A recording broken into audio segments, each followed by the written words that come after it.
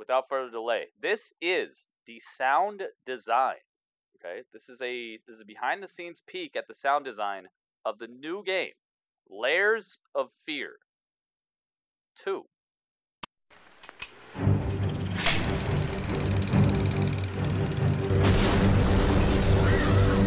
Welcome to the second episode of the development diaries for Layers of Fear 2. Let us talk today about audio design. Audio design. Let's go. Sound design in horror plays one of the most crucial roles in building the proper atmosphere. It sets the mood and builds up the tension even before any visual cues come into the picture. I agree. Whoa! The most unique aspect of sound design in Layers of Fear 2 is the lo-fi aspect. My goodness, what's going on? We used a variety of software, but analog old gear as well, like the cassette recorder that I have here on my desk. Oh, they use cassettes too? Oh no. So this is one of the ways that we recorded metal stingers in the game. Here's how it sounds like. The dog's like, I'm out of here! You see the dog? An important part of every game Doggy, is its musical score. We were looking for an effect that would highlight the classic horror vibe. The music for Layers of Fear 2 is very emotional, just like in the first part. Main inspirations for the soundtrack come from old horror soundtracks. We use a lot of strings, that's why we really wanted to have the sound as real as possible.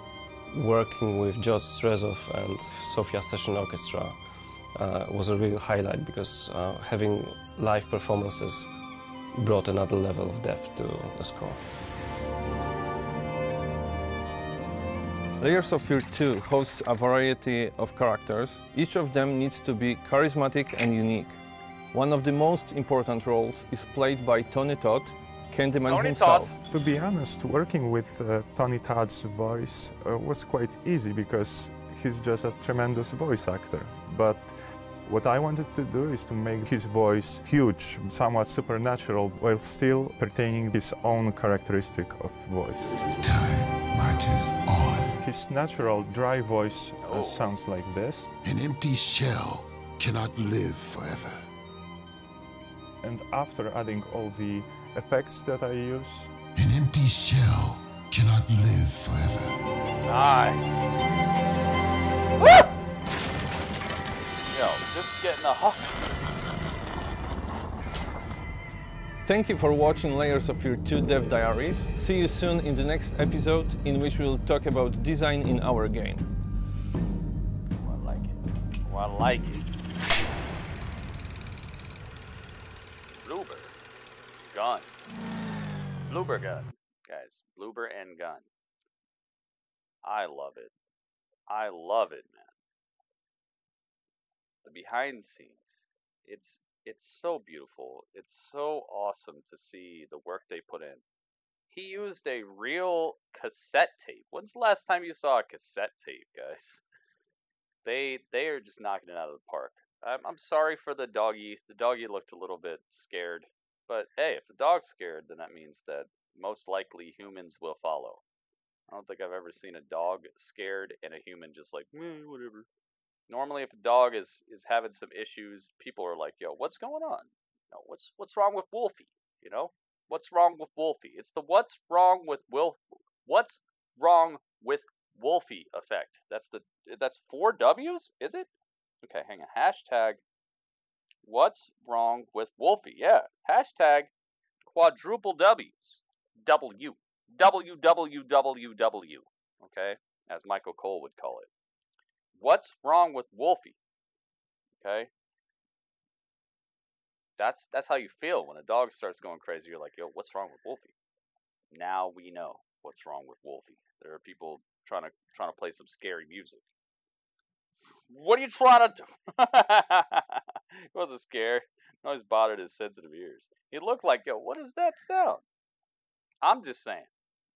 I think that's what's up.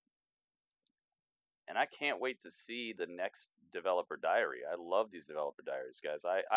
If you saw my YouTube subscribe list, it's just like developer on top of developer, and I just love seeing them announcing new characters, them telling you what their patch notes are and all that stuff. I love seeing how they're changing the game or how they're making things, or voice actors in the studio, or them showing how they modeled certain things, or where they went off site to get the textures for a castle from the actual castle itself. And it's just so fun to me, man. And if you guys like that stuff, you're gonna be seeing some more of that. As much as I can get my hands on it. It's not the easiest thing to find, but as much as I can get my hand on it, I'm gonna try to put more of that into this broadcast, because I think that this show, the Nitty Gritty, just the name, the Nitty Gritty, it gives me the idea of that I should be getting down to the nitty gritty. I should be showing people how games are made, or behind the scenes footage for games, or stuff that you'd never see if you didn't watch this broadcast.